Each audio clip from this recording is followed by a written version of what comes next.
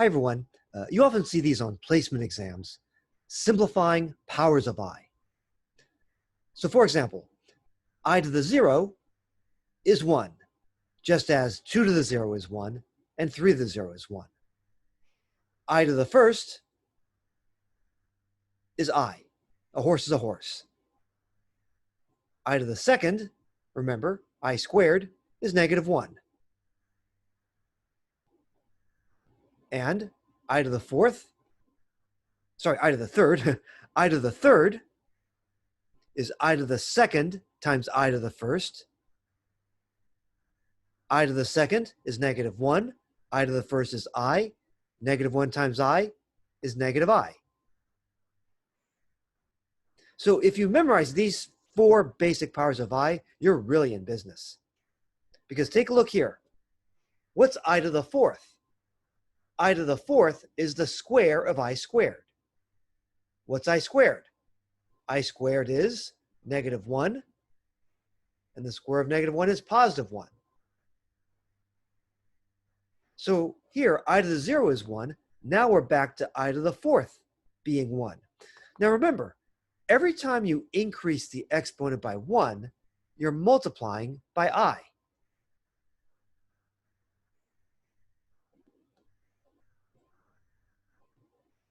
At each step, you're multiplying by I. So I to the fourth times I will get you I to the fifth. Well, it follows this pattern. 1 times I is I times I is -1, -1 times I is -I, -I times I takes you back to 1. You're going to cycle around. 1, I, -1, -I, and so forth. They're going to keep cycling around. It's like following this wheel. In fact, in general, if you take a complex number, plot its point, and if you multiply it by I, that means you take the point and you rotate it 90 degrees clockwise about the origin, or 0. So remember, folks, I to the 0 is 1. I to the first is I. I to the second is -1. I to the third is -I. And then back here, I to the fourth is 1. Keep going. I to the fifth is I again. I to the sixth is -1 again. I to the seventh is -I again. And I to the eighth is 1 again. We go around this wheel. Now, when you go around this wheel, let's say I want to simplify I to the whatever, any positive integer, I to the whatever. So what's the deal? It's not that I care how many times I spin around here. It depends on where I land. So what's the deal? Let's look at I to the 100. It's similar to these guys. What do all these exponents have in common? 0, 4, 8, 100, and so forth. They're all divisible by 4.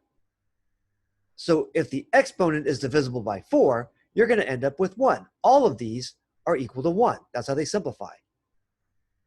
So you end up with 1 if you get a remainder of 0 when you divide the exponent by 4.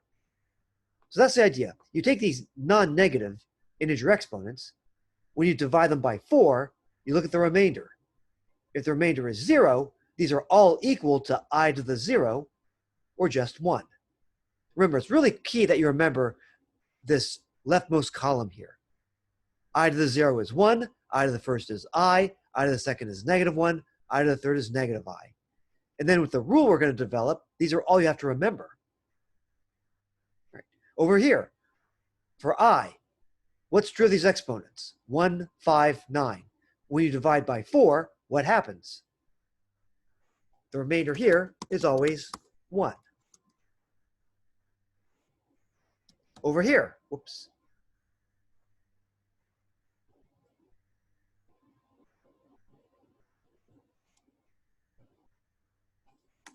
Over here, I to the second, 6th, 10th, and so forth. When you divide by 4, the remainder is 2. Over here, I to the 3rd, 7th, 11th. When you divide by 4, the remainder is 3. So for example, I to the 0, when we divide 100 by 4, well, you get 0 as the remainder. I to the 0 is 1. Now 100 is 25 times 4. So that means we spin around 25 full revolutions, but we don't care about that. We don't care about that. We only care that the remainder is 0.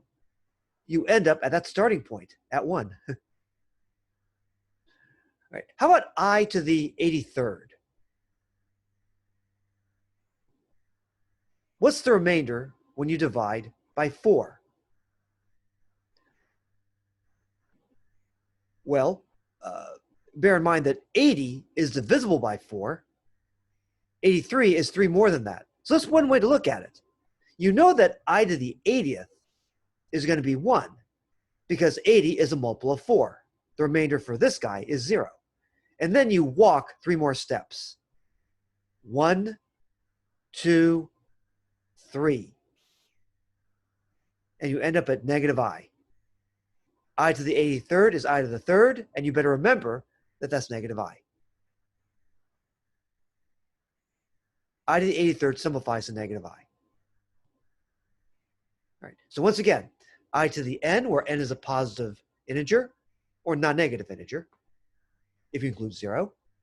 I to the n equals I to the remainder when n is divided by 4. I know the exponent is very long here, but I to the remainder when n is divided by 4.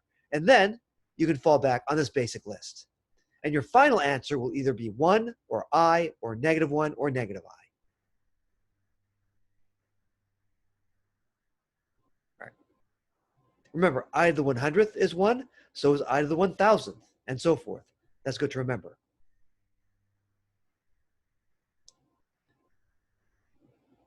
Next, how do you add, subtract, and multiply complex numbers?